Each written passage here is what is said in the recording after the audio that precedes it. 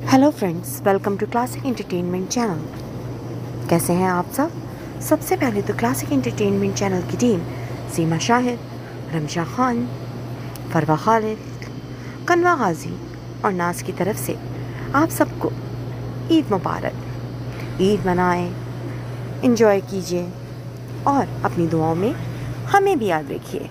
आज मैं आपके लिए लेके आई हूँ तूबा कामरान का जुर्म मोहब्बत, आपकी ईद की खुशियों को दोबारा करने के लिए एक ज़बरदस्त सी मेगा एपिसोड। तो फिर देर किस बात की, चलिए शुरू करते हैं। जुर्म मोहब्बत और तूबा कामरान, आखिरी किस्त। लाल और उसी जोड़े में सजी संवरी अस्मा फूलों की सेज पे आंखों में अपनी नई ज़िंदगी को लेकर बहुत से अरमान सजाए बैठी हुई थी। कलाइयों में लगी मेहंदी ने सच के खूब रंग चढ़ाया था। उस पे इनमें पहनी कनकती चूड़ियाँ भी एक अलग ही साज बजा रही थीं। कमरे में गुलाब के फूलों की दिलफरेब महक फैली हुई थी। चेहरे पे घूंघट निकाले वो शारिक की आमद की मुंतज़िर थी। चंद लम्हों बाद कमरे का दरवाज़ा खुला और शारिक कमरे में दाखिल हुआ। बेड पे बैठी अपनी नई नवेली दुल्हन को देखकर एक बेसाख्ता मुस्कुराहट उसके चेहरे पे फैल गई। दरवाज़ा खुलने की आवाज़ पर अस्मा अपना झुका सर मज़ीद झुका गई। शारिक अपना कुल्ला उतार के साइड में रख के बेड तक आया। बेड पे बैठ के उसने धीरे से अस्मा का घूंघट उठाया और उसके सामने कोहनी के बल नीम तराज होता दिलचस्पी से उसके सजे सवरे रूप को देखने लगा। उसके यूं देखने पे वो थोड़ी पजल होने लगी, मगर मुंह से कुछ नहीं बोली। कुछ कहोगी नहीं? कुछ देर उसे देखते रहने के बाद उसने अस्मा का हाथ थामते उसे बोलने पर उकसाया। मैं क्या कहूँ? अस्मा ने बमुश्किल अटक अटक कर अल्फाज अदा किए। मोहब्बत का इजहार ही कर दो, या फिर आने वाली ज़िंदगी को लेकर कोई खूबसूरत वादा। शारिक ने गहरी नज़रों से देखकर कहते हुए शहादत की उंगली उसकी थोड़ी तले टिकाकर उसका सर ऊपर किया। मैं कैसे? अस्मा शारिक की नज़रों से कंफ्यूज होती तो मुश्किल ही बोल पाई थी। उसकी दहकती रंगत शारिक की तमाम तर तवज्जो हासिल कर चुकी थी। लगता है तुम ऐसे नहीं मानोगी। मुझे ही मोहब्बत भरा जुल्म करके तुमसे मोहब्बत का इजहार करवाना पड़ेगा। शारिक ने सीधे होकर बैठते ज़ुमायने अंदाज में कहा तो अस्मा ने घबरा कर उसकी जानिब देखा। जो बोझल नज़रों से देखता अस्मा के थोड़ा पास आया और झुककर अस्मा की उंगली में अपनी पहनाई गई निकाह की अंगूठी को देखते हुए अपने लब उस अंगूठी पर रख दिए। शारिक की हरकत पर अस्मा की दिल की धड़कनों में अर्ताश बर्पा हो गया। शारिक? क्या शारिक? अब की बार शारिक ने सर उठाकर संजीदा नज़रों से अस्मा को देखा तो वो लब कुचलती सर झुका गई। अब अगर तुमने इजहार मोहब्बत नहीं करना, ना ही मुझे मोहब्बत का मुजाहरा करने देना है, तो इससे तो बेहतर यही है ना कि मैं तुम्हारा इकलौता गुर्दा निकाल कर बेच ही डालूं, ताकि मुझे कोई फ़ायदा तो हो। शारिक ने ज़ेरे लब मुस्कुराते उसका खुद साख्ता खदशा याद करवाया तो अस्मा को काफ़ी शर्मिंदगी हुई।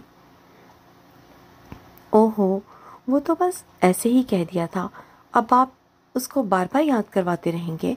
अस्मा ने अपनी शर्मिंदगी को पसे पुश डालते शारिक की जानिब देखकर मुंह बनाते हुए निरूठेपन से कहा तो उसको अस्मा का ये अंदाज भी बहुत भाया। वो मुस्कुराती आंखों से उसको देखने लगा। अब ऐसे घूर घूर के तो ना देखें। अस्मा ने रुख फेर कर शारिक की लो देती नज़रों से बचने की कोशिश की। तो आप जनाब ही अर्ज़ कर दें कि मैं बेचारा आखिर करूं तो क्या? ना जुल्म कर सकता हूँ, ना मोहब्बत, और अब तो अपनी ही बीवी को घूर कर ना देखने का फरमान जारी हो गया है। तुम्हारा तो गुर्दा फेल हुआ था, ऐसे ही करती रही तो मेरा हार्ट फेल हो जाएगा। और फिर शारिक की बात मुकम्मल होने से कबल ही अस्मा ने सूरत से उसके होठों पर हाथ रखकर उसे कुछ भी कहने से बाज रखा। अब इतनी फजूल बातें भी करने को नहीं कहा मैंने, अस्मा ने माथे पर बल डाले हुक्मिया अंदाज में कहा तो उसकी पेश रफ्त पर शारिक का दिल पाक पाक हो गया। ज़हे नसीब, अपने होठों पर धरे अस्मा के हाथ को थामते उसने अस्मा को अपने करीब करते गंभीर लहजे में कहा। अपने कहे हुए जुमलों में ही वो फंस गई थी। शारिक का चेहरा उसके चेहरे के बेहद करीब था। उसकी नज़रों की तपिश से घबराकर उसने अपनी नज़रें झुका ली, जिस पे घनीरी पलकों का रक्स शारिक के दिल की धड़कनों में तलातम बर्पा कर रहा था। اتنی حسین لگ رہی ہو کہ دل چاہتا ہے یہ پل اور وقت بس یہیں تھم جائے، شارق نے گمبھیر لہجے میں کہتے ہوئے اس کی جھکی پلکوں پہ دھیرے سے پھونک ماری۔ اسما نے لرزتی پلکوں کی باڑ اٹھا کر اس کی جانب دیکھا، جس کی آنکھوں میں محبت کا ٹھاٹھے مارتا سمندر موجزن تھا۔ بات سنیں، اتنی دیر سے مجھے دیکھے جا رہے ہیں، میری منہ دکھائی کا تحفہ کہاں ہے؟ اس کی نظروں کی تپش سے گھبرا کر اس نے اچانک سوال کیا۔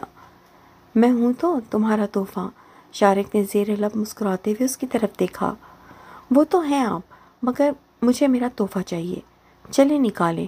قدرے پیچھے کو کھسکتے ہوئے اس نے اپنا حنائی ہاتھ اس کے آگے پھیلایا۔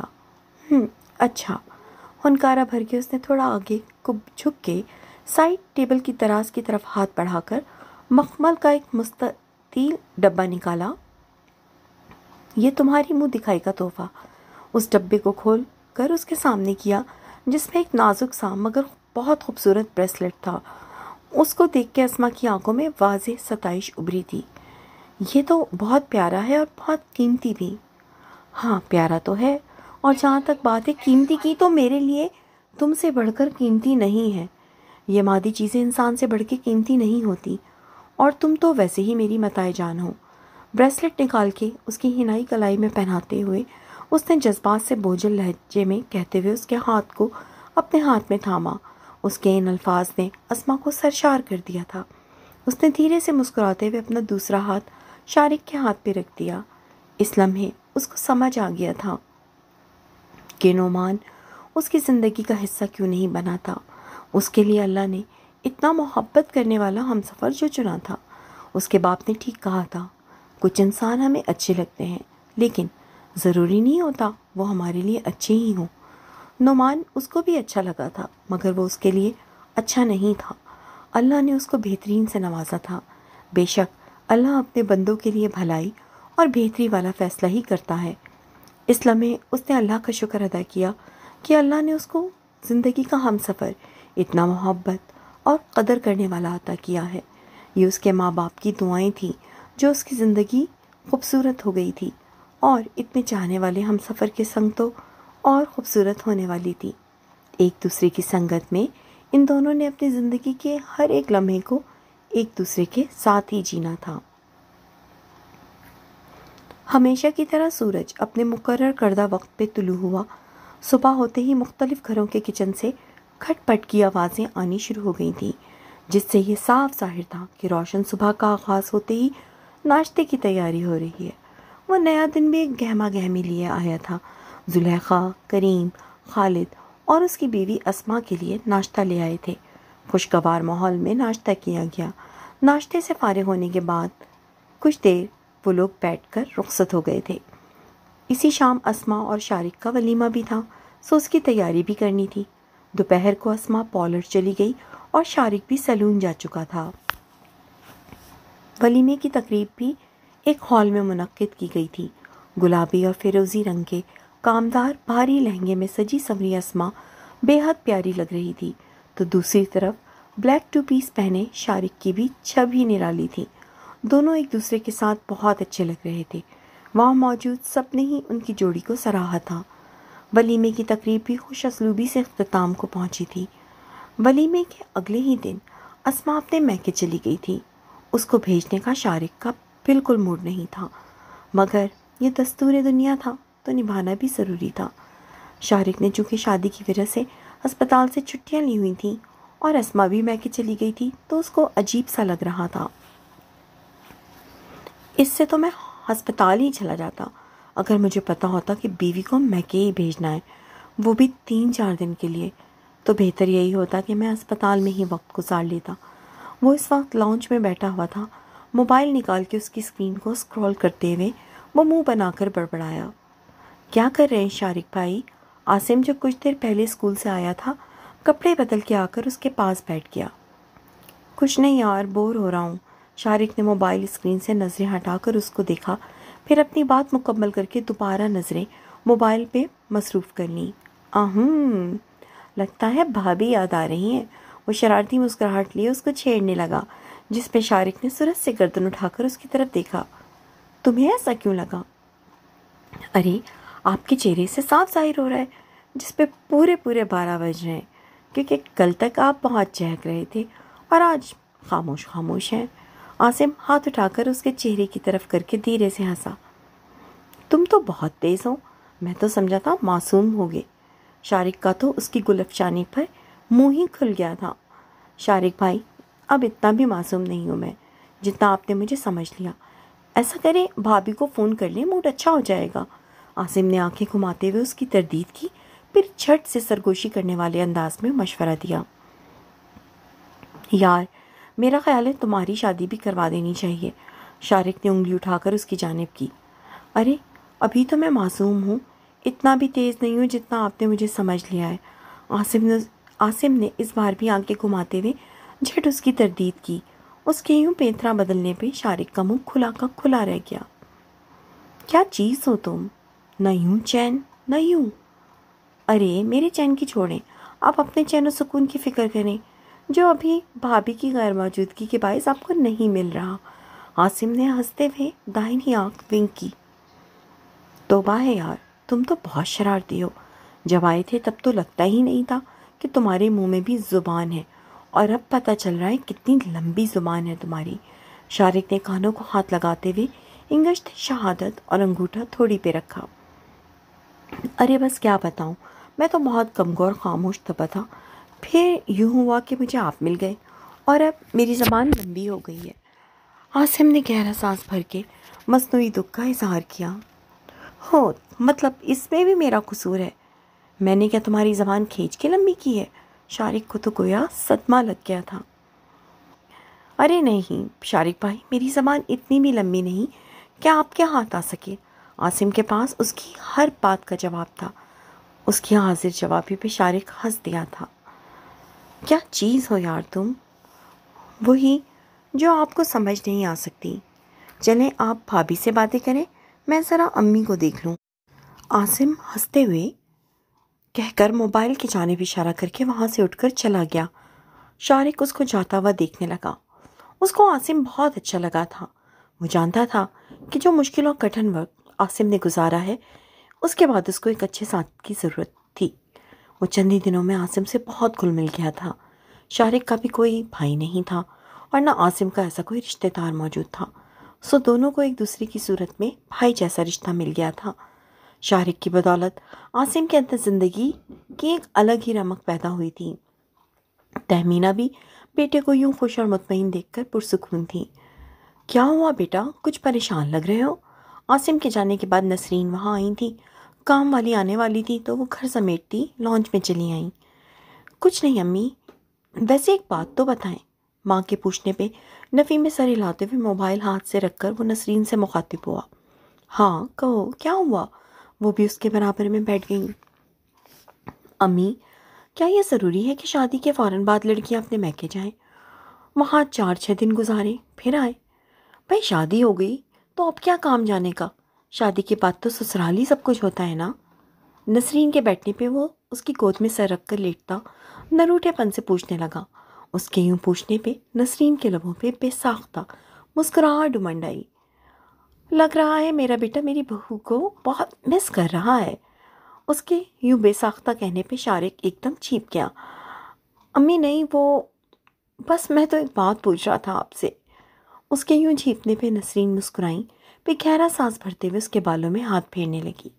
دیکھو بیٹا، بیٹیاں چڑیوں کی مانند ہوتی ہیں، اپنے ماں باپ کے گھر میں ادھر سے ادھر اڑتی پھرتی ہیں۔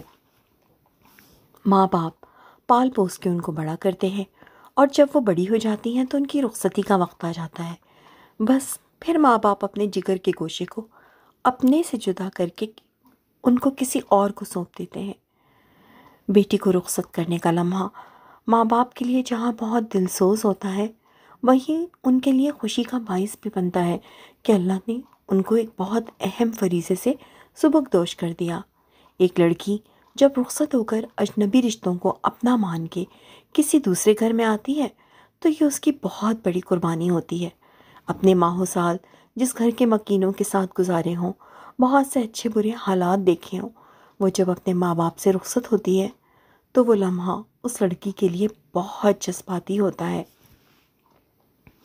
اس لمحے کئی ارمان جہاں آنکھوں میں سجتے ہیں وہیں دل میں کئی خدشات بھی سر اٹھاتے ہیں کہ جن لوگوں کے درمیان وہ اب جا رہی ہے وہ کیسے ہوں گے، اس کے ساتھ کیسا سلوک کریں گے، اس کو وہ پیار، محبت، احساس اور اپنائیت ملے گی یا نہیں جو اس کو اپنے ماں باپ کے گھر میں ملتی تھی۔ نئے گھر میں نئے لوگوں کے درمیان اس کو ایڈجسٹ ہونے میں وقت لگتا ہے۔ مہکا تو بیٹیوں کا مان ہوتا ہے، وہ کیسے اپنے ان رشتوں کو پلک جھپکنے میں چھوڑ سکتی ہیں۔ خون کے رشتوں کی کشش کبھی ختم نہیں ہوتی بیٹا۔ تم بتاؤ، کیا تم اپنے ماں باپ کو چھوڑ کے کسی اور کے گھر جا کر رہ سکتے ہو، وہ بھی ساری زندگی کے لیے؟ کیا تم یہ قربانی دے سکتے ہو؟ رسان سے سمجھاتے ہوئے اس نے شارق سے پوچھا۔ نہیں امی، کبھی بھی نہیں، میں تو ایسا سوچ بھی نہیں سکتا۔ اپنی گردن اٹھا کر اس نے نسرین کی جانب دیکھ کر فوراً انکار کیا۔ تو بیٹا پھر تم اس بچی سے ہی امید کیسے رکھ سکتے ہو کہ وہ اب شادی شدہ ہو گئی ہے، سسرال والی ہے تو اپنے میکے نہ جائے؟ میں نے یہ کب کہا کہ وہ نہ جائے، بس رہنے نہ جائے، میں تو یہ کہہ رہا ہوں۔ وہ منہ لٹکا کر معصومیت سے بولا، جس پہ نسرین کو ہنسی آ گئی۔ اچھا آ جائے گی وہ، ابھی رہنے دو اس کو کچھ دن وہیں اپنے ماں باپ کے گھر۔ اس کے سر پہ ہلکی سی چپت لگا کر نسرین نے کہا۔ کیا؟ نہیں بھائی، میں تو آج ہی لینے جا رہا ہوں بس اس کو۔ شارق تو ماں کی بات پہ سیدھا ہو بیٹھا۔ ارے اتنی جلدی کیوں مچا رہے ہو؟ اس کی جلد بازی پہ وہ ایک بار پھر ہنسی تھی۔ نہیں بس 2 دن ہو گئے، میں ابھی فون کرتا ہوں اس کو، بس کہ رات کو تیار رہے، میں لینے آ رہا ہوں۔ اپنی بات مکمل کرتا وہ موبائل اٹھا کر وہاں سے اپنے کمرے میں چلا گیا۔ پیچھے نسرین بیٹی کی بےتابی پہ ہنسنے لگی۔ اس لمحے اس نے اللہ کا شکر ادا کرتے ہوئے اپنے بیٹی کی دائمی خوشیوں کی دعا کی تھی۔ شارق نے اسما کو نکاح کے کچھ عرصے بعد ایک موبائل دے دیا تھا تاکہ وہ اس سے رابطے میں رہ سکے۔ کمرے میں آ کر اس نے اسما کا نمبر ملا کے فون کان سے لگایا۔ دوسری طرف 2 بیلوں پہ کال ریسیو کر لی گئی۔ ہیلو، السلام علیکم۔ اسما نے کال ریسیو کرتے ہوئے سلام کیا۔ وعلیکم السلام، تیار ہو جاؤ، میں آج رات کو لینے آ رہا ہوں۔ شارق نے سلام کا جواب دیتے ہی حکم صادر کیا۔ کیا؟ مگر کیوں؟ ابھی تو میں نے رکنا ہے۔ اسما تو سنتے ہی روحانسی ہو گئی۔ یار تمہیں مس کر رہا ہوں، ادھر گھر والے میرے چہرے سے اندازے لگا رہے اور تم ہو کے سمجھتی نہیں۔ شارق اپنے کمرے میں موجود کھڑکی کے پاس آ کھڑا ہوا۔ تو کس نے کہا ہے آپ یوں مجنوں بن جائیں؟ اسما ہنستے ہوئے بولی۔ ہنس رہی ہو میری بے بسی پہ؟ ٹھیک ہے ہنس لو۔ دوسری جانب شارق نے منہ بنایا۔ اچھا نہیں ہنس رہی، لیکن آج نہیں نا پلیز، 1-2 دن تو اور رکنے دیں مجھے۔ اپنی ہنسی کو قابو کرتی ہوئی وہ اس سے التجا کرنے لگی۔ بالکل نہیں، اگر تم نہیں مانی تو میں زبردستی آ کر لے جاؤں گا۔ شارق اپنی ضد پہ قائم تھا۔ اچھا ٹھیک ہے، آ جائیے گا۔ وہ بمشکل دھکی لہجے سے راضی ہوئی۔ اوکے، رات کو اچھا سا تیار ہونا، شارق ایک دم خوش ہو کے بولا۔ اور نہ ہوئی تو؟ اسما نے شرارت سے اس کو چھیڑا۔ تو گھر آؤ گی نا، پھر میں خود میک اپ کر دوں گا تمہارا۔ کیا آپ کو میک اپ کرنا آتا ہے؟ اس نے حیرانی سے پوچھا۔ کوئی ایسا ویسا، مگر میرے میک اپ کرنے کے بعد پھر تم آئینہ مت دیکھنا، بس میری آنکھوں میں اپنا عکس دیکھنا۔ شارق نے مسکراہٹ ضبط کرتے معنی خیزی سے کہا۔ پھر رہنے دیں، میں خود کر لوں گی، وہ جھٹ سے کہہ کر کال کاٹ گئی تھی۔ دوسری جانب شارق کا کہا گونجا تھا۔ موبائل لے کر اپنے بیڈ پہ بیٹھتا وہ اس کی گیلری اوپن کر کے اس میں اسما کی سجی سوری تصاویر دیکھنے لگا۔ اس کے لبوں پہ دلکش مسکراہٹ تھی۔ تجھ سے میں ہوں، مجھ سے تو ہے، اے ہم سفر تو میری متاع حیات ہے۔ کچھ دیر اس کی تصویر کو دیکھنے کے بعد اس نے ان الفاظ کو لکھ کے اسما کے واٹس ایپ پہ سینڈ کر دیے، جو کہ فوری ہی سین کر لیے گئے تھے۔ جواباً اوپر ٹائپنگ لکھا آ رہا تھا۔ وہ بے صبری سے اس کے جواب کا انتظار کرنے لگا۔ مانگا نہیں تھا تمہیں خدا سے، خدا نے تمہیں میرے لیے چنا۔ ڈھونڈتے تھے جو ہم محبت کو کسی اور کے دل میں، اس محبت کا نشاں ہم کو ایک دوسرے میں ملا۔ رب سلامت رکھے ہمارے رشتے کو، جس میں مجھے تمہارا اور تمہیں میرا ساتھ ملا۔ طوبہ کامران۔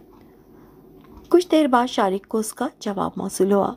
اتنی خوبصورت اظہار پہ وہ سرشار ہوتا موبائل کو سینے سے لگا گیا۔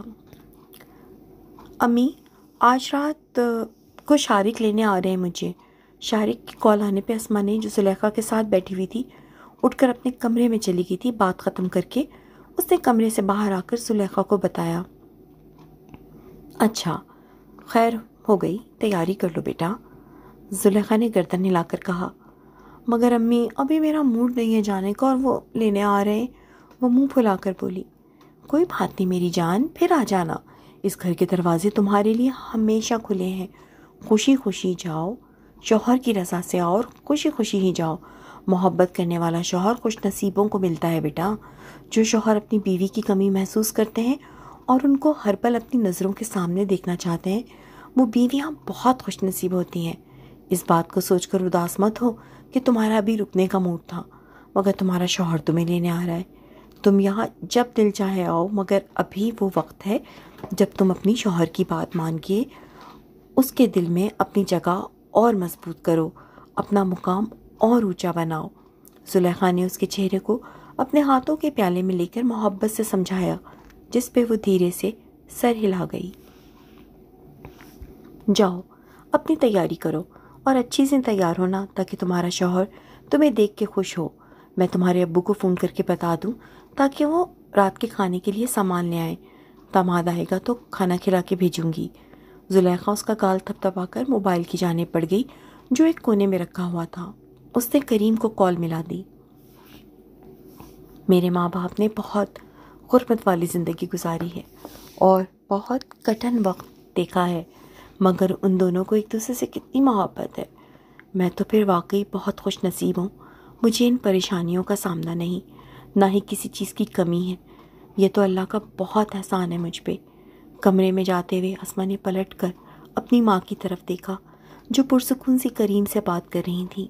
اپنی ماں کی گئی نصیحتوں نے اس کے دل میں شارق کے لیے مزید عزت اور احترام پیدا کر دیا تھا۔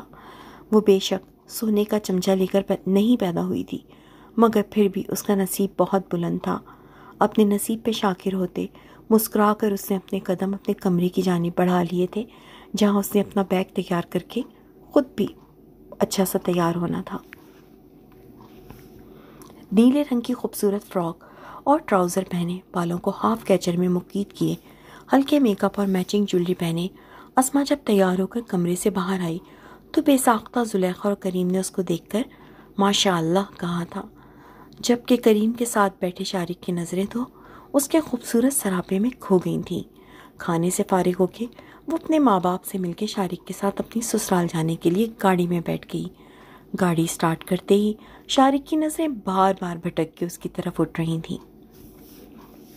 مانا بہت پیاری لگ رہی ہوں، مگر اس وقت مجھے دیکھنے کی بجائے آپ راستے پہ دھیان دیں۔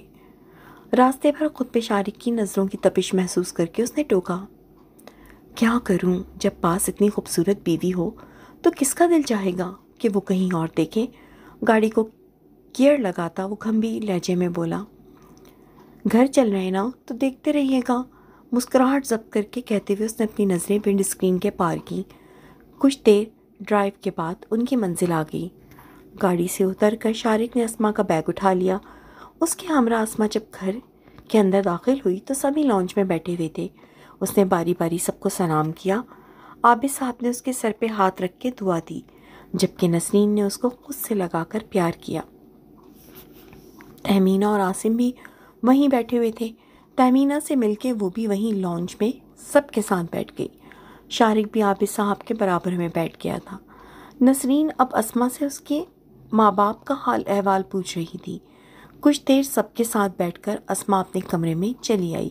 شارق بھی اس کا بیگ لے کر اس کے پیچھے ہی کمرے میں چلا آیا۔ اسما نے کمرے میں آ کر آئینے کے سامنے کھڑے ہو کر اپنے بالوں کو کھول کر ان کو فولڈ کر کے کیچر لگایا، مگر شارق نے پیچھے سے آ کر اس کے بالوں میں لگا کیچر نکال دیا۔ ارے میرے بال کیوں کھول دیے؟ وہ بالوں کو پکڑتی پیچھے مڑی۔ ابھی میں نے تو دیکھا بھی نہیں اور تم بال باندھنے لگی۔ شارق نے اس کے نزدیک آ کر اس کے چہرے پر آئے بالوں کو نرمی سے پیچھے ہٹایا۔ اچھا، اتنی دیر سے تو مجھے تاڑے جا رہے تھے اور اب کہہ رہے ہیں کہ دیکھا نہیں۔ اس نے سینے پہ ہاتھ باندھتے ہوئے گردن ترچھی کی۔ وہ تو بس آنکھیں ٹھنڈی کر رہا تھا، مگر اصل موقع تو اب ملا ہے قریب سے دیکھنے کا۔ اپنے بالوں کو کھلا رکھا کرو، اچھے لگتے ہیں مجھے۔ اس کو خود سے قریب کرتے ہوئے اس نے اس کے بالوں کو ہاتھ میں لیتے ان کی خوشبو کو اپنے اندر اتارا۔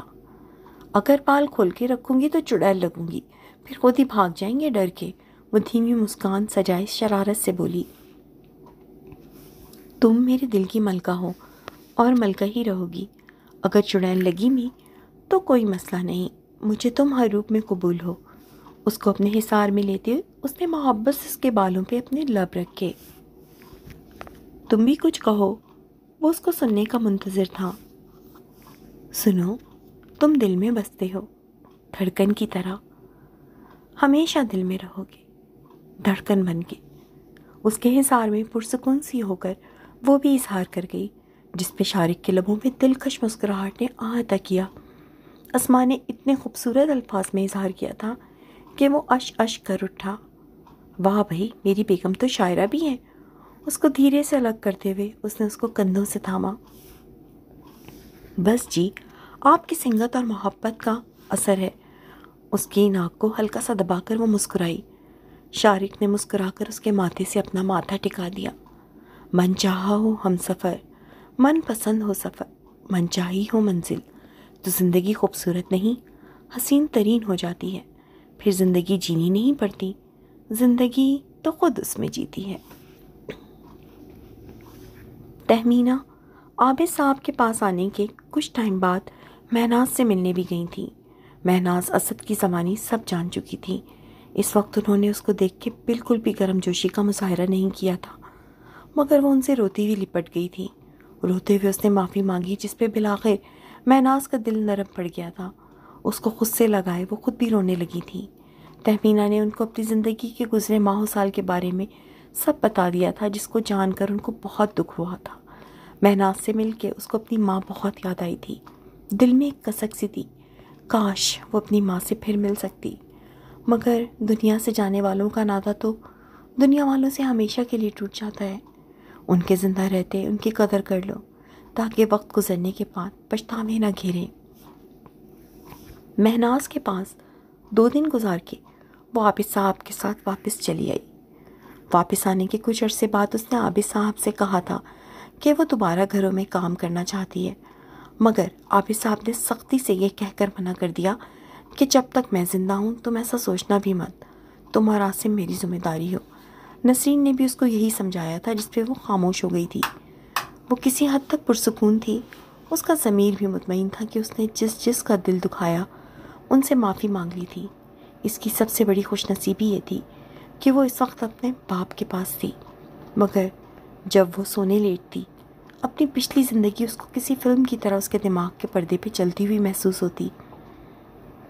ایک رات اس نے فیصلہ کر لیا تھا کہ وہ کسی یتیم خانے میں جا کر وہاں رہنے والے معصوم بچوں کے ساتھ وقت گزارے گی، تاکہ اس کی زندگی بیکار نہ جائے۔ اس بارے میں وہ عابد صاحب سے جلد بات کرنے کا ارادہ کرتی تھی۔ تقدیر اس کی سوچ پہ مسکرائی تھی، کیونکہ قسمت اس کے لیے بہت کچھ سوچے بیٹھی تھی۔ اسما نے ایک روز تجسس کے ہاتھوں مجبور ہو کر شارق سے تہمینہ کے بارے میں پوچھا تھا، جس پہ اس نے اس کو تہمینہ کے بارے میں جو معلوم تھا وہ بتا دیا تھا۔ اس کے بارے میں جان کر وہ بھی دکھی ہو گئی تھی۔ اسٹیٹ ایجنسی پہ بہت لوگ آتے تھے اور بہت سو سے تو عابد صاحب اور خالد کی بہت اچھی جان پہچان بھی ہو گئی تھی۔ وہ بہت خلوص سے ان سے ملتے تھے، یہاں تک کہ کئی ایک نے تو عابد صاحب اور خالد کی پوری فیملی کو اپنی فیملی ایونٹ میں بھی مدعو کیا تھا۔ انہی میں ایک احمد صاحب بھی تھے، جو بہت ملنسار اور خوش گفتار طبیعت کے مالک تھے۔ ان کے بیٹے کی شادی تھی تو وہ عابد صاحب اور خالد کی پوری فیملی کو باقاعدہ انویٹیشن کارڈ دینے آئے تھے اور بہت اصرار کیا تھا، جس پہ دونوں طرف سے حامی بھر لی گئی تھی۔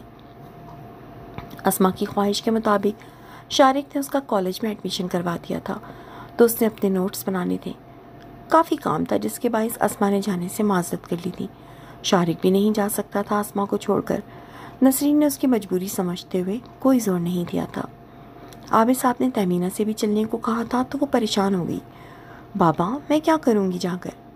بیٹا سب سے ملنا اچھا لگے گا، وہ لوگ سب بہت اچھے ہیں، پہلے بھی ہم ان کی فیملی ایونٹ میں گئے تھے، سب بہت محبت اور اپنائیت سے ملتے ہیں۔ عابد صاحب نے اس کو قائل کرنا چاہا، مگر بابا۔ ہاں نا امی، ہم چلیں گے نا، مزہ آئے گا، عاصم پرجوش سا ہوتا ہوا بولا۔ اس نے بھی اصرار کرتے ہوئے ماں کو منانا چاہا۔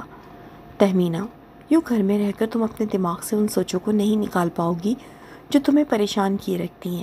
لوگوں سے ملو گی تو ہی آگے بڑھو گی، اور پھر عاصم کی بھی خواہش ہے تو چلی چلو۔ اب کہ نسرین نے اس کے کندھے پہ ہاتھ رکھ کے اس کو سمجھایا، تہمینہ نے دھیرے سے گردن ہلا دی۔ ویسے بابا، میں نے کچھ سوچا ہے اور مجھے امید ہے آپ انکار نہیں کریں گے۔ کچھ دیر توقف کے بعد اس نے عابد صاحب کی طرف دیکھ کر بات کا آغاز کرتے تمہید باندھی۔ وہ اب اپنے فیصلے سے ان کو آگاہ کر دینا چاہتی تھی۔ کیا سوچا ہے بیٹا؟ عابد صاحب نے پوچھا۔ ان کے پوچھنے پہ اس نے اپنا فیصلہ ان کے گوش گزار کیا، جس پہ وہ چند لمحوں تک کچھ بول ہی نہ سکے۔ پلیز پاپا، انکار مت کیجیے گا، میں نہیں چاہتی میری زندگی یوں ہی بیکار گزر جائے۔ اس نے نچلا لب دانتوں تلے دبا کر اپنا سر جھکا لیا۔ ٹھیک ہے بیٹا، جیسا تم چاہو۔ انہوں نے اس کی خواہش اور خوشی کے سامنے ہار مان لی تھی۔ شکریہ بابا، وہ گہرا اور پرسکون سانس بھرتی ان کا شکریہ ادا کرنے لگی۔ جیتی رہو۔ عابد صاحب نے اس کے سر پہ ہاتھ رکھا۔ امی، اچھا فیصلہ کیا ہے آپ نے، مجھے فخر ہے کہ میں آپ جیسی عظیم سوچ رکھنے والی ماں کا بیٹا ہوں۔ عاصم نے آگے بڑھ کے اس کو خود سے لگا لیا تھا۔ اس لمحے تہمینہ کی آنکھیں نم ہوئی تھیں۔ نسرین اور عابد صاحب نے بھی ایک دوسرے کو دیکھا تھا، ان دونوں کی آنکھوں میں بھی نمی جھلکی تھی۔ چلو بھئی، تیاری کرو، شادی میں آج ہی جانا ہے ہم نے، اپنی آنکھوں کی نمی پوچھتے عابد صاحب نے بھی ماحول کی سوگواریت کو ختم کرتے کہا۔ تہمینہ بھی عاصم سے الگ ہو کے اپنی آنکھیں پوچھ کر بولی، جی بابا، میں تیاری کرتی ہوں۔ ان سے کہہ کے وہ اپنے کمرے میں چلی آئی۔ نسرین اور عابد صاحب نے اس کے یہاں آنے کے بعد اس کے اور عاصم کے لیے کافی خریداری کی تھی۔ اس کے گھر میں پہننے کے کپڑے اور شادیوں میں پہننے والے کپڑے الگ الگ لے کر دیے تھے۔ انہی میں سے اس نے ایک جوڑا نکال لیا تھا، ساتھ ہی عاصم کے لیے پینٹ شرٹ نکال دی تھی۔ امی، آپ یہ والا پہنے، اچھا لگے گا۔ عاصم نے اس کو کپڑے نکالتا دیکھ کے ایک سوٹ کی جانب اشارہ کر کے اپنی رائے دی۔ وہ پیچھے پنک کلر کی شرٹ تھی جس پہ فیروزی رنگ کا دبکے کا بہت نفیس کام ہوا تھا، پیچھے سیم رنگ کا ہی ٹراؤزر اور فیروزی رنگ کا کامدانی کا دوپٹہ تھا۔ اس سے مسکراتے ہوئے وہ سوٹ نکال لیا۔ ٹھیک ہے، جو میرا بیٹا کہے گا میں وہی پہنوں گی۔ عاصم بھی مسکرا کر اپنے کپڑے دیکھنے لگا۔ رات کو وہ سب لوگ تیار ہو کر اس بینکویٹ ہال پہنچ گئے جہاں پہ تقریب تھی۔ وہاں پہ مکس گیدرنگ تھی جس کے باعث ٹیبل پہ فیملیز بیٹھی ہوئی نظر آ رہی تھیں۔ نسرین اور عابد صاحب سب سے ملتے ملاتے تہمینہ اور عاصم کا بہت خوش دلی سے تعارف کروا رہے تھے۔ سب سے ملنے کے بعد وہ لوگ ایک ٹیبل کی طرف چلے آئے۔ ابھی ان کو بیٹھے کچھ دیر گزری تھی کہ نسرین دوبارہ کسی سے ملنے کے لیے اٹھ گئیں، جبکہ تہمینہ وہیں بیٹھی ہوئی خاموشی سے ادھر ادھر دیکھ رہی تھی۔ عابد صاحب بھی عاصم کو لے کر کسی سے ملوانے چلے گئے تھے۔ اتنے میں ایک 4-5 سال کی پیاری سی بچی جس نے فیری فراک پہنا ہوا تھا بھاگتے ہوئے تہمینہ کے سامنے سے گزری، جب ایک دم اس کا پاؤں مڑا اور وہ منہ کے بل گر گئی۔ گرنے کی وجہ سے وہ رونے لگی تھی۔ تہمینہ نے جلدی سے کرسی سے اٹھ کے اس روتی ہوئی بچی کو گود میں اٹھایا اور پچکارتے ہوئے اس کو چپ کروانے لگی، مگر بچی ہنوز روئے جا رہی تھی۔ اس کے پھولے پھولے گلابی گالوں پہ آنسو بہتے ہوئے اس کے چہرے کو بھگو رہے تھے۔ رو نہیں، آپ تو پیاری ہو نا، اور پیارے بچے روتے نہیں ہیں۔ چلو بتاؤ، آپ کی ماما کہاں ہے؟ اس بچی کے بہتے آنسو صاف کر کے وہ اس سے پوچھنے لگی، جب بچی ایک دم رونا بھول کے اس کو دیکھنے لگی۔ ماما نہیں ہے۔ کیوں؟ کہاں ہے آپ کی ماما؟ وہ حیرانگی سے پوچھنے لگی۔ اللہ تعالیٰ کے پاس، اس بچی نے اپنے ننھے ہاتھوں کی پشت سے اپنے آنسو صاف کرتے ہوئے برجستگی سے جواب دیا۔ اس کو سن کر تہمینہ لرز کر رہ گئی۔ مطلب وہ معصوم اور پیاری سی بچی بن ماں کی تھی۔ آپ کا نام کیا ہے اور آپ کس کے ساتھ آئی ہو پھر یہاں؟ اس کو بے ساختہ اس بچی پہ پیار آیا۔ اس کے گال پہ پیار کرتے اس نے اس کا نام پوچھتے ہوئے جاننا چاہا۔ میرا نام ابیرہ ہے اور میں بابا کے ساتھ آئی ہوں، وہ وہاں اسٹیج پہ ہیں۔ اس کی گود میں چڑھے انگلی سے اسٹیج کی جانب اشارہ کیا۔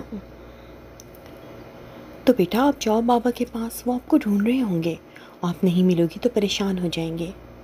نہیں، ابھی وہاں بہت سارے لوگ ہیں، بابا جب وہاں سے اتریں گے تو پھر جاؤں گی، اس نے گردن نفی میں ہلاتے ہوئے کہا۔ اچھا چلو پھر یہاں میرے پاس بیٹھ جاؤ۔ وہ اس کو لیے گود میں بیٹھ گئی۔ بچی اب چپ ہو گئی تھی اور اس کی گود میں بیٹھی اس سے باتیں کرنے لگی۔ نسرین ابھی تک واپس نہیں آئی تھی۔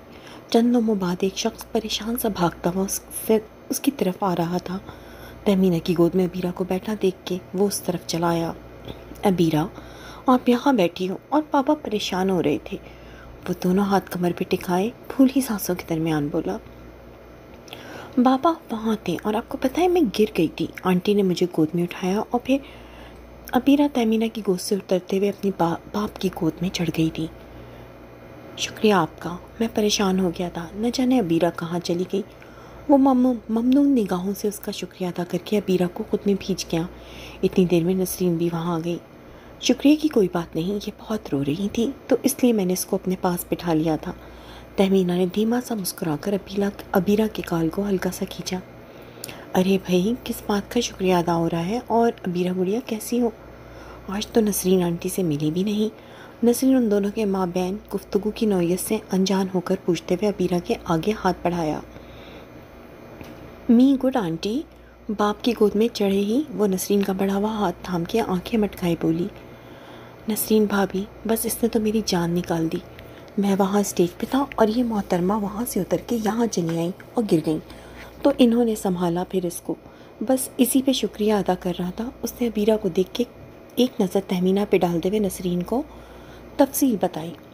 اوہ اچھا، ابیرہ گڑیا بابا کے ساتھ رہتے ہیں نا؟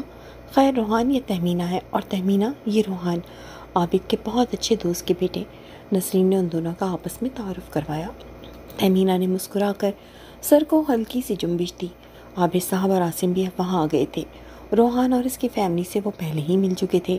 روحان ان کو الوداعی کلمات کہہ کر ابیرہ کو لیے وہاں سے جانے لگا تو وہ ایک دم باپ کی گود سے اتر کے تہمینہ کے پاس چلی آئی، اس کے گال پہ پیار کیا۔ سبھی اس کی اس معصوم سی حرکت پہ مسکرا دیے تھے۔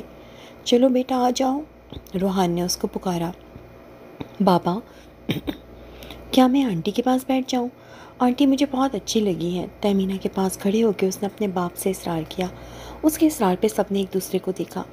نہیں بیٹا، ہم وہاں دادو اور ددو کے پاس اپنی چیئر پہ بیٹھتے ہیں نا، روحان نے اس کو روکا۔ مگر میں نے آنٹی کے پاس بیٹھنا ہے بابا، وہ تہمینہ کا ہاتھ پکڑے ضد پہ اتر آئی تھی۔ رہنے دیں، کوئی بات نہیں، بچی ہے، تہمینہ نے ابیرہ کا ہاتھ تھامے ہوئے کہا۔ ہاں رہنے تو روحان، کوئی ایسی بات نہیں ہے، بلکہ تم بھی ہمارے ساتھ بیٹھ جاؤ یہیں پہ۔ عابد صاحب نے ابیرہ کو وہاں سے ہٹتے نہ دیکھ کے روحان کو آفر کی۔ نہیں، وہ امی اور بابا وہاں بیٹھے ہیں، میں وہیں جا رہا ہوں، ابیرہ کو پھر میں کھانے کے بعد لے جاؤں گا۔ اس کی ضد پہ ہار مان کر اس نے عابد صاحب سے کہتے ہوئے ابیرہ کو ہدایت دی۔ ابیرہ، آنٹی کو تنگ نہیں کرنا، اوکے؟ وہ مزے سے تہمینہ کی گود میں چڑھ کر گردن اس بات میں ہلا گئی۔ روحان وہاں سے چلا گیا تو وہ لوگ سب ٹیبل کے گرد رکھی کرسیوں پہ بیٹھ گئے۔ کچھ دیر بعد کھانا کھل گیا تو سب اس میں مصروف ہو گئے۔ تہمینہ نے ابیرہ کو اپنے ہاتھوں سے کھانا کھلایا تھا۔ وہ یوں اس کے ساتھ گھل مل گئی تھی جیسے برسوں سے جانتی ہو۔ کھانے کے بعد روحان اس کو لینے آیا تھا۔ آنٹی، کیا میں آپ سے ملنے آ سکتی ہوں؟ اس کا تو لگ رہا تھا جیسے واپس جانے کا دل ہی نہیں ہو۔ اس نے معصومیت سے سوال کیا۔ اس کے سوال پہ ایک بار پھر سب حیران ہوئے۔ جی بالکل، آپ مجھ سے ملنے آ سکتی ہیں، تہمینہ نے مسکراتے ہوئے اس کی تھوڑی کو چھوا۔ آنٹی میں جلدی ملنے آؤں گی آپ سے، وہ خوش ہوتی اس کو ہاتھ ہلا کر روحان کے پاس چلی گئی۔ حیران تو روحان بھی تھا بیٹی کی حرکت پہ، وہ تو کسی سے بھی اتنی جلدی کھلتی ملتی نہیں تھی، مگر پھر آج اس کو کیا ہوا تھا وہ سمجھنے سے قاصر تھا۔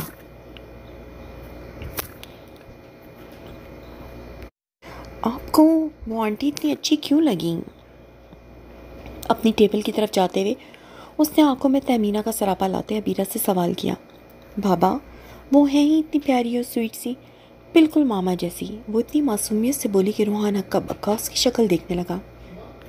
پاپا آپ مجھے ملوانے لے جائیے گا آنٹی سے پلیز، کرسی پہ بیٹھتے ہوئے اس نے باپ سے التجا کی۔ کس سے ملنے جانا ہے؟ روحان کی والدہ الماس بیگم نے استفہامیہ نظروں سے اس کی طرف دیکھا، جس پہ روحان نے ان کو سب بتا دیا۔ وہ اداس سی ہو کر پوتی کو خود سے لپٹا کر پیار کرنے لگی۔ ہال سے مہمان اب جانے لگے تھے۔ وہ لوگ بھی جانے کے لیے اٹھ کر باہر نکل کے گاڑی میں بیٹھ گئے۔ گاڑی میں بیٹھ کر تہمینہ نے سوال کیا، عبیرہ کی ماں کا انتقال کب ہوا؟ 1 سال ہوا اس کے انتقال کو، وہ بھی بہت اچھی لڑکی تھی۔ ماں کے انتقال کے بعد عبیرہ تو باپ اور دادی کے علاوہ کسی کے پاس بھی نہیں جاتی، اور مجھے حیرانی ہوئی یہ دیکھ کر کہ وہ تہمینہ کے پاس جا ہی نہیں رہی تھی بلکہ کھانا بھی اس کے ہاتھ سے کھایا۔ نسرین نے اس کی بات کا جواب دیتے ہوئے حیرت کا اظہار کیا۔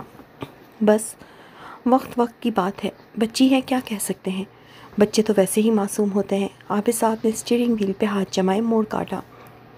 ہاں یہ تو ہے، مگر دیکھنا تہمینہ، اس نے کہا ہے نا تم سے ملنے کا، تو وہ آئے گی ضرور تم سے ملنے۔ نسرین نے عبیرہ کی کہی ہوئی بات پہ پکی مہر لگا دی تھی۔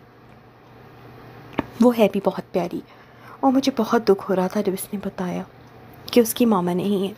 تہمینہ نے اپنے دکھ کا اظہار کیا۔ انہی باتوں کے دوران وہ لوگ گھر پہنچ گئے تھے۔ واپس آنے کے بعد سب کپڑے چینج کر کے اپنے اپنے بستر پہ طراز ہو گئے، مگر تہمینہ کی آنکھوں سے نیند کوسوں دور تھی۔ اس کی آنکھوں میں عبیرہ کا معصوم چہرہ آ رہا تھا، جو اتنی چھوٹی عمر میں اپنی ماں سے جدا ہو گئی تھی۔ بے چینی سے کروٹیں بدلتے نہ جانے رات کے کس پہر اس کی آنکھ لگ گئی تھی۔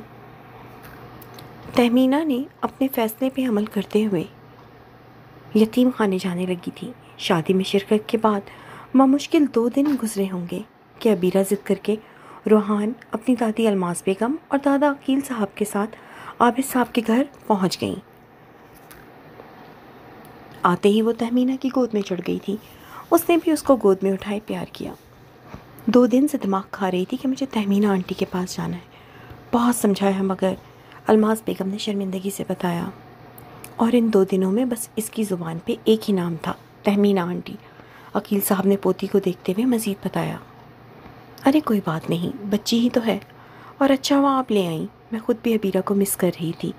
اس کو اپنی گود میں بٹھا کر اس نے اس کے گال پہ پیار کیا۔ سچی آنٹی آپ مجھے مس کر رہی تھیں؟ اپنے ننھے ننھے دونوں ہاتھوں کو گالوں پہ رکھتے اس نے حیرانی سے پوچھا۔ جی آپ ہیں ہی اتنی پیاری کہ آپ کو مس کرنا پڑا، اس نے مسکرا کر گردن ہلاتے اس کی ناک دبائی۔ اس دوران روحان خاموش سا ان دونوں کو دیکھ رہا تھا۔ اپنی بیٹی کی تہمینہ کے لیے پیش رفت اس کی سمجھ سے باہر تھی۔ ماں کے انتقال کے بعد وہ کسی کے پاس بھی نہیں جاتی تھی۔ الماس بیگم نے اس پہ بہت زور دیا تھا کہ وہ دوسری شادی کر لے، مگر وہ نہیں مانا تھا۔ اپنی معصوم بچی پہ وہ سوتیلی ماں نہیں لانا چاہتا تھا۔ عبیرہ تہمینہ کی گود میں چڑھے مزے سے اپنی 2 پونیوں کو جھلاتی معصومیت سے اس کو اپنے اسکول کی ایک ایک بات بتا رہی تھی۔ اسماء اور نسرین بھی اس کی باتوں سے لطف اندوز ہو رہی تھیں۔ شام کا وقت تھا تو عابد صاحب اور شارق بھی آ گئے تھے۔ عاصم بھی اپنی کتابیں رکھ کے تہمینہ کے برابر میں آ گیا تھا۔ سبھی ان کے ساتھ بیٹھے خوشگپیوں میں مصروف تھے۔ عبیرہ کی باتیں تہمینہ سے ہنوز جاری تھیں۔ جب اس کی باتوں سے لطف اٹھاتے عاصم نے سوال کیا، عبیرہ گڑیا آپ کون سی کلاس میں ہیں؟ KG 2 میں ہوں، اور آپ؟ اس کا جواب دے کر اس نے سوال کیا۔ میں 9th کلاس میں ہوں۔ عاصم نے اس کا پھولا پھولا سا گال ہلکا سا کھینچا۔ آنٹی یہ کون ہے؟ اس نے تہمینہ سے عاصم کے بارے میں پوچھا۔ بھائی میں آپ کی آنٹی کا بیٹا ہوں، عاصم نے گردن ہلاتے بتایا۔ اوہ تو آپ کے بابا کہاں ہیں؟ اس نے نظریں گھماتے ادھر ادھر دیکھتے سوال کیا۔ اس کے اس سوال پہ تہمینہ کو سانپ سوکھ گیا تھا۔ عاصم نے ماں کی متغیر ہوتی رنگت دیکھی، پھر گردن کو دھیرے سے نفی میں ہلا کر بتایا، میرے بابا نہیں ہیں۔ اچھا جیسے میری ماما نہیں ہے ایسے ہی آپ کے بابا نہیں ہیں۔ آپ کے بابا اللہ تعالیٰ کے پاس ہیں کیا، میری ماما کی طرح؟ وہ سوال عاصم سے کر رہی تھی، مگر تہمینہ کا دل سوکھے پتے کی مانند لرز رہا تھا۔ اس کے ان سوالوں پہ وہاں ایک خاموشی چھا گئی۔ عابد صاحب اور نسرین کا آپس میں نظروں کا تبادلہ ہوا۔ ان کی نظروں کو محسوس کرتے الماس بیگم نے بھی عقیل صاحب کی جانب دیکھا۔ عبیرہ آنٹی کو مت تنگ کرو، بری بات ہے۔ جب ہی الماس بیگم نے عبیرہ کے مستقل سوالوں کی بوچھاڑ پہ اس کو ٹوکتے ہوئے اپنے پاس بلایا۔ جی آتی ہوں دادو، آنٹی بتائیں نا، وہ ان کو جواب دے کر پھر سے تہمینہ سے پوچھنے لگی۔ جی بیٹا ایسا ہی ہے، اس نے لب کچلتے بمشکل بتایا۔ عبیرہ ادھر آئیں آپ کے روحان نے تیز آواز میں اس کو پکارا تو وہ اس کی گود سے اتر کر باپ کے پاس چلی گئی۔ کچھ دیر بعد نسرین چائے کا انتظام کرنے اٹھ گئیں۔ چائے پینے کے بعد وہ لوگ وہاں سے چلے گئے، مگر جانے سے پہلے عبیرہ تہمینہ کو پیار کرنا نہیں بھولی تھی۔ روحان عبیرہ کے کمرے میں اس کے بیڈ پہ لیٹا اس کو خود سے لپٹائے سلا رہا تھا۔ رات کے 10 بج رہے تھے اور عبیرہ نے صبح اسکول جانا تھا۔ کتنی بری بات ہے، آپ نے تہمینہ آنٹی کو کتنا پریشان کر رہی تھی۔ اس طرح اتنے سوالات نہیں پوچھتے، وہ بھی کیا سوچتی ہوں گی کہ ابیرہ کتنا تنگ کرتی ہے۔ وہ ناراض ہو کر کہہ دیں گی ابیرہ کو اب مت لانا۔ یاد آنے پہ اس نے ابیرہ کو ہلکے سے ڈپٹتے ہوئے سمجھایا، جب اس نے اپنی گردن اس کے سینے سے ہٹا کے اس کی جانب دیکھا۔ نہیں بابا، وہ بہت اچھی ہیں، وہ ناراض نہیں ہوں گی، اس کے لہجے میں یقین تھا۔ مگر پھر بھی بیٹا اس طرح تنگ نہیں کرتے کسی کو۔ بابا آپ میری ماما لے آئیں۔ وہ اس کی بات کا جواب دیے بغیر اچانک اتنا غیر متوقع بولی تھی کہ روحان چند لمحے گنگ رہ گیا تھا۔ بیٹا ماما اللہ تعالیٰ کے پاس ہیں، اور جو اللہ تعالیٰ کے پاس چلے جاتے ہیں وہ واپس نہیں آتے۔ اگلے لمحے خود کو سنبھالتے ہوئے اس کے ماتھے پہ پیار کرتے اس نے سمجھایا۔ بابا میں اپنی ماما کو نہیں کہہ رہی۔ اپنے چہرے سے بالوں کو ہٹا کر وہ جھٹ سے بولی۔ پھر کس کی ماما کو کہہ رہی ہو؟ اس نے ابرو میچ کے اس کی جانب دیکھا، دل میں خدشات سر اٹھا رہے تھے۔ تہمینہ آنٹی کو ماما بنا کر لے آئیں پلیز نا بابا۔ اس کی اس برجستہ فرمائش پہ وہ حیران ہی رہ گیا تھا۔ ابیرہ یہ کیا کہہ رہی ہو بیٹا؟ بری بات ہے، ایسا نہیں کہتے۔ اس نے ڈپٹ کر اس کو چپ کروایا۔ بابا مجھے تہمینہ آنٹی اپنی ماما بنانی ہے بس۔ وہ منہ پھلاتی خفگی سے بول کر دوسری سائڈ سے اپنے بیڈ سے اتر کر الماس بیگم کے کمرے میں چلی گئی تھی۔ روحان تو سر پکڑ کر بیٹھ گیا تھا اس کی فرمائش جان کر۔ الماس بیگم کے کمرے میں جا کر اس نے ان سے بھی اپنی فرمائش بیان کی تو وہ بھی بہت حیران ہوئی۔ نہیں بیٹا ایسا نہیں ہو سکتا، آپ بابا کو تنگ مت کرو اور اچھے بچوں کی طرح سو جاؤ جا کر، صبح اسکول جانا ہے آپ نے۔ الماس بیگم نے اس کو پیار سے سمجھایا۔ نہیں دادو، مجھے آنٹی کو اپنی ماما بنانا ہے بس۔ وہ دونوں بازو سینے پہ باندھے منہ پھلائے اپنی ضد پہ ڈٹی ہوئی تھی۔ اچھا ابھی تو آپ جاؤ کمرے میں اپنے، ابھی تو نہیں بن سکتی نا وہ آپ کی ماما۔ اب کے عقیل صاحب نے اس کو پچکارتے ہوئے قائل کرنا چاہا۔ اوکے دادو، مگر مجھے ان کو اپنی ماما بنانا ہے۔ روحان بھی پریشان ہوتا ان کے کمرے میں آ گیا تھا۔ ابیرہ بس کرو، بہت ہو گئی آپ کی یہ فضول ضد، اب چلیں سونے، اس نے آتے ہی سخت لہجے میں کہہ کر اس کو گود میں اٹھایا۔ پاپا میری بات ماننی ہوگی آپ کو، ورنہ میں اسکول نہیں جاؤں گی اور نہ ہی کچھ کھاؤں گی۔ روحان سمیت الماس بیگم اور عقیل صاحب بھی اس کی ضد پہ حیران رہ گئے تھے۔ وہ اتنی ضدی تو کبھی نہیں تھی، پھر اس کو ہوا کیا تھا؟ ابیرہ کیا ہو گیا آپ کو، کیوں اتنی ضد کر رہی ہیں آپ؟ روحان اس کو دیکھ کر رہ گیا۔ بابا آپ مجھ سے پہلے پرومس کریں کہ آپ آنٹی کو میری ماما بنائیں گے۔ وہ اپنا چھوٹا سا ہاتھ اس کے آگے پھیلائے اس سے وعدہ لے رہی تھی۔ روحان نے گردن جھٹکتے ہوئے اپنا ماتھا پیٹ لیا تھا۔ اچھا ٹھیک ہے چلیں ابھی آپ، اس کو ٹالنے کے لیے وہ حامی بھر گیا۔ پرومس؟ اس نے بڑھا ہوئے ہاتھ کی طرف اشارہ کیا۔ روحان نے پریشان ہو کر ماں باپ کی طرف دیکھا۔ ابیرہ تہمینہ آنٹی کی شادی ہوئی ہے، وہ کیسے آپ کی ماما بن سکتی ہیں؟ الماس بیگم نے جواز بنا کر سمجھانا چاہا۔ مگر دادو جیسے میری ماما نہیں ہے ایسے ہی تہمینہ آنٹی کے ساتھ انکل بھی نہیں ہے۔ میری ماما کی طرح انکل بھی اللہ تعالیٰ کے پاس چلے گئے تھے، اس کے پاس جیسے ہر مسئلے کا حل تھا۔ اچھا ٹھیک ہے ابھی تو سو جاؤ، پھر بعد میں بات کر لیں گے ان سے۔ تھک ہار کر اس نے پھر قائل کیا۔ اوکے کل ہی بات کریں گے۔ وہ گردن ہلا کر راضی ہو گئی۔ روحان پریشان ہو کر اس کو اس کے کمرے میں لے آیا۔ پیچھے الماس بیگم اور عقیل صاحب بھی اس پہلو پہ سوچتے غور و فکر کرنے لگے۔ اپنی ضد کی پکی ابیرہ اگلے دن رو دھو کر ایک بار پھر اپنی بات دہرا رہی تھی۔ مجبوراً عقیل صاحب نے صبح عابد صاحب کو فون کر کے ساری بات بتائی۔ وہ اس وقت اپنی اسٹیٹ ایجنسی جا چکے تھے۔ انہوں نے گھر میں معاملہ ڈسکس کرنے کا فیصلہ کرتے ہوئے وقت مانگا۔ عقیل صاحب راضی ہوتے فون بند کر گئے۔ عقیل صاحب نے گھر جا کر سارا معاملہ نسرین اور تہمینہ کے سامنے رکھ دیا۔ وہ تو یہ سن کر سناٹے میں آ گئی۔ نہیں بابا میں ہرگز شادی نہیں کروں گی۔ بیٹا ابیرہ کی ضد ہے، عابد صاحب بولے۔ بابا بچے تو ضد کرتے ہیں، اس کا یہ مطلب تھوڑی ہے کہ ان کی بیٹا ضدیں مان لی جائیں۔ انگشت شہادت سے اپنا ماتھا مسلتے ہوئے وہ مضطرب لگ رہی تھی۔ یہ بھی تو دیکھو کہ اس کی ماں نہیں ہے اور وہ تم سے کتنی اٹیچ ہو گئی ہے، جبھی تو اس نے یہ کہا ہے۔ عابد صاحب نے اس کو قائل کرنا چاہا۔ مگر بابا میرا بھی بیٹا ہے، میں کسی سے بھی شادی نہیں کر سکتی۔ میں ابیرہ سے خود بات کر لوں گی، اس کو سمجھا دوں گی۔ اتنے میں عقیل صاحب کا عابد صاحب کے پاس پھر فون آنے لگا جو ابیرہ نے کروایا تھا۔ انہوں نے کال ریسیو کر کے فون تہمینہ کی طرف بڑھایا۔ اس کے ہیلو کہنے پہ ابیرہ کی آواز آئی۔ آنٹی آپ میری ماما بنیں گی نا؟ اس کے سوال پہ تہمینہ کو چپ لگ گئی تھی۔ دوسری جانب ابیرہ بار بار اصرار کرتے اپنا سوال دہرا رہی تھی۔ نہیں بیٹا میں آپ کی ماما نہیں بن سکتی۔ اس نے صاف انکار کیا۔ کیوں آنٹی، میری ماما نہیں ہے اس لیے آپ بن جائیں نا، اس نے اتنی معصومیت سے کہا کہ تہمینہ کا دل پسیجنے لگا۔ اس نے اشک بار آنکھوں سے فون کان سے ہٹا کر کال کاٹ دی۔ فون ایک بار پھر بج رہا تھا۔ بابا یہ بہت مشکل ہے میرے لیے، آپ میرا ماضی جانتے ہیں، اس نے فون کی جانب دیکھتے ہوئے عابد صاحب سے نم لہجے میں کہتے گردن جھکائی۔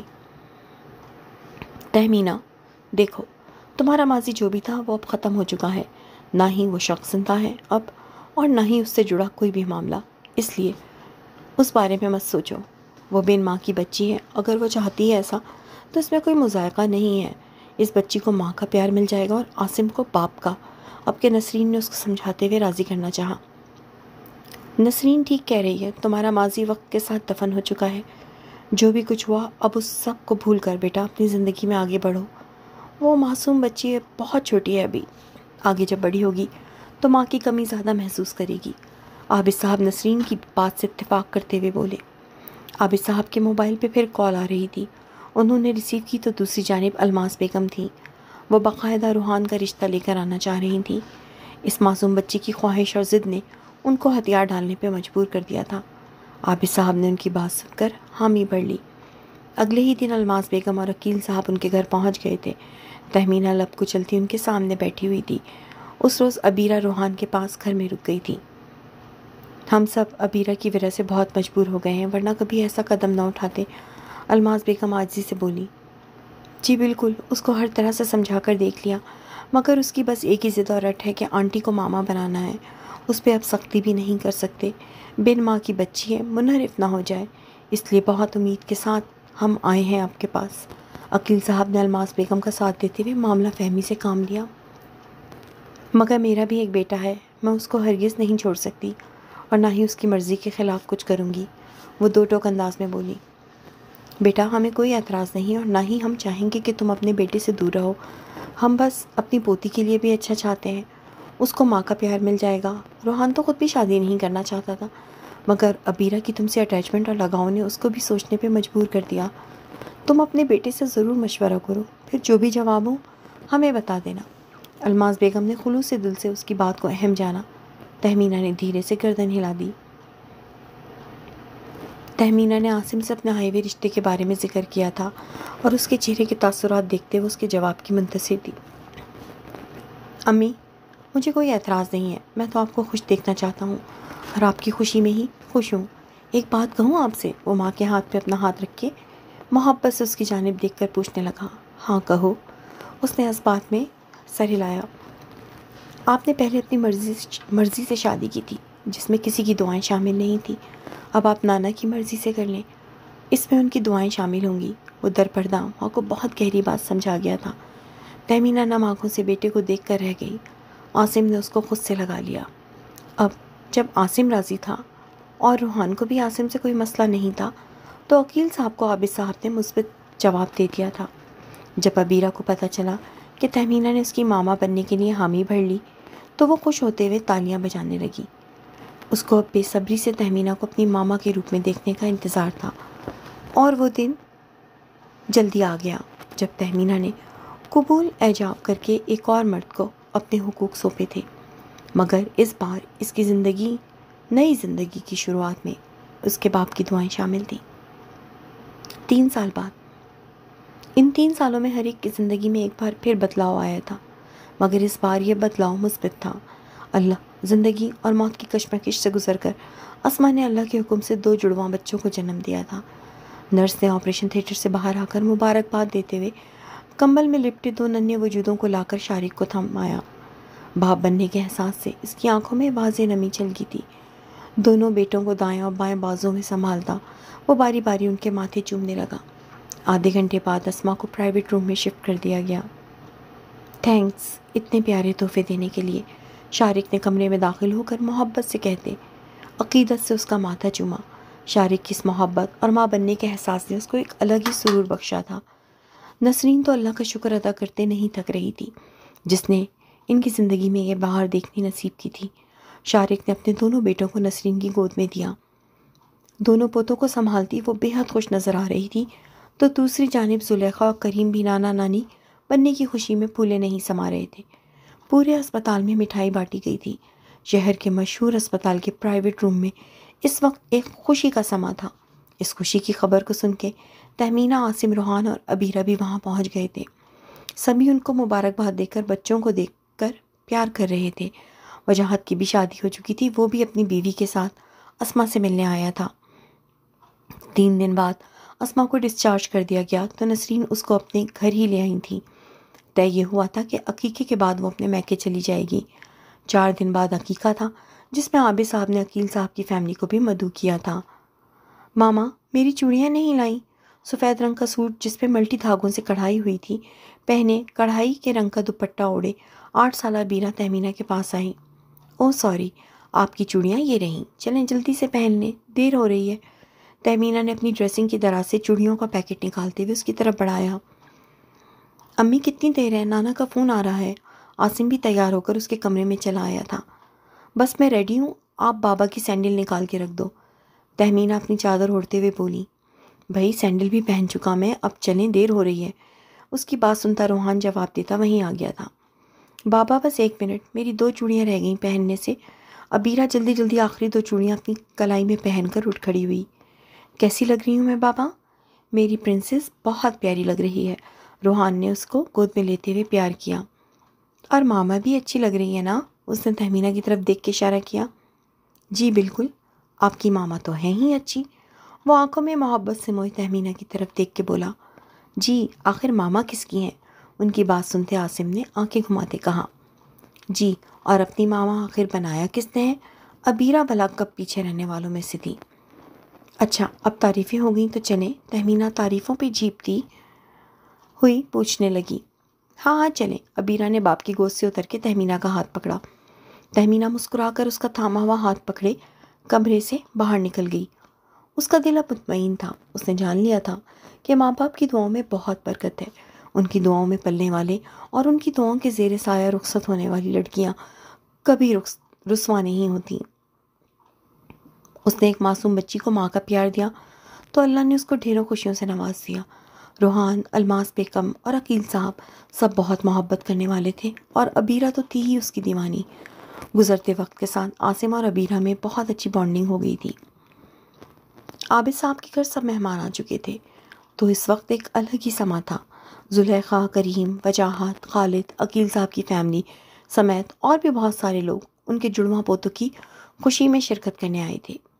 ایک وقت تھا جب ان کی زندگی میں تنہائی نے ڈیرا ڈالا تھا اور اب ان کی زندگی میں اتنے سارے پیارے رشتے تھے۔ تہمینہ کو اپنی زندگی میں خوش دیکھ کر وہ بہت مطمئن اور پرسکون ہو گئے تھے۔ انہوں نے آسمان کی طرف دیکھ کے اللہ کا شکر ادا کیا تھا جس نے ان کی زندگی کی آزمائشوں کو ختم کر کے اتنا خوبصورت بنا دیا تھا۔ آزمائشیں، تکلیفیں اور دکھ تو انسان کی زندگی کا حصہ ہیں۔ جیسے خوشیاں ساری زندگی نہیں رہتی، اس طرح غم بھی مسلسل نہیں ٹکتے۔ اپنی تکلیف سے گزرے کل کو سوچنے والے اپنے آنے والی خوشی کے کل کو بھی غمگین بنا دیتے ہیں۔ اللہ کی ذات سے کبھی مایوس نہیں ہونا چاہیے، کیونکہ ہر اندھیری رات کے بعد روشن سویرے کا آغاز لازمی ہوتا ہے۔ جی جناب، ناول ختم ہوا۔ جرم محبت، تحریر طوبیٰ کامران۔ ایک بہت ہی بہترین تحریر جس میں ہر رنگ نظر آتا ہے۔ تہمینہ ایک ایسی لڑکی جو اپنے ماں باپ کی اکلوتی تھی۔ رشتہ ماں باپ کی مرضی سے کہیں طے تھا، لیکن وہ کالج کے باہر کھڑے ہونے والے وجاہت کی محبت میں ڈوب گئی اور گھر سے بھاگ کر اس سے شادی کر لی۔ نہ آگے دیکھا نہ پیچھے دیکھا۔ اس طرح کی محبتیں جو ہیں وہ بہت خطرناک ہوتی ہیں۔ وہ مجرم تھا اور کس طرح سے تہمینہ کا گھر پھر خراب ہوا۔ اس کی ماں گزر گئی، وہ خوشیوں میں نہیں رہی۔ جو اپنے ماں باپ کا دل دکھاتے ہیں وہ کبھی خوش نہیں رہتے۔ تو دوسری طرف نسرین، اس کا بیٹا، ایک بیوہ عورت گھروں میں کام کر رہی ہے، خواہش اپنے بچے کو پال پوس کے پڑھا لکھا کے ایک اچھے مستقبل تک پہنچانا ہے، اور اس کی زندگی میں آتا ہے ایک ہوٹل والا جو اس کا بھائی بن جاتا ہے، اور کس طرح سے وہ اس کو واقعی اپنی بہن سمجھ کے عقد ثانی پہ مجبور کرتا ہے اور یہاں سے اس کی زندگی بدل جاتی ہے۔ پھر اسما کی کہانی، جو سب سے فریش اور ینگ کپل تھا، اسما اور شارق۔ اسما جو اپنے ماں باپ کی بہت لاڈلی اور بہت ہی اوبیڈینٹ بیٹی تھی، اس کا گردہ خراب ہو گیا، اس کی منگنی ٹوٹ گئی، لیکن اس نے اف نہیں کی، بس جو اس کے ماں باپ چاہتے ہیں وہی کرنا تھا اس کو، اور یوں اس کی زندگی میں شارق آیا۔ کہتے ہیں نا کہ جو بھی چیز ہوتی ہے وہ اوپر والے کی مرضی سے ہوتی ہے اور اچھے کے لیے ہوتی ہے، تو یوں اسما کی زندگی میں شارق کو آنا تھا۔ اور وہ کیسے آتا اگر وہ بیمار نہ پڑتی، اس کا گردہ خراب نہ ہوتا اور وہ شارق کے ڈپارٹمنٹ میں ڈونیشن کے لیے نہ جاتی۔ کہانی کا اختتام طوبیٰ کامران آپ نے بہت خوبی سے کیا ہے، بہت خوبصورت اینڈنگ تھی، تمام کرداروں کے ساتھ آپ نے بہت انصاف کیا ہے، ویری ویل ڈن۔ امید کرتی ہوں کہ بہت جلد آپ کلاسک انٹرٹینمنٹ چینل پہ مزید کوئی نیا ایڈونچر لے کے آئیں گی۔ جناب، اگر آپ کو طوبیٰ کی یہ کہانی پسند آئی ہے، جو کہ مجھے تو بہت پسند آئی ہے، تو ویڈیو کو لائک دبائیں، کمنٹ میں اچھا ڈیٹیل تبصرہ تو ہونا چاہیے، شی ڈیزرو اٹ۔ جلد ملیں گے نئی ایڈونچر، نئی قص کے ساتھ، کسی نئے ناول کی۔ تب تک کے لیے خوش رہیے، سلامت رہیے، دوسروں کو بھی خوش رہنے دیجیے، دعا میں یاد رکھیے۔ اللہ حافظ۔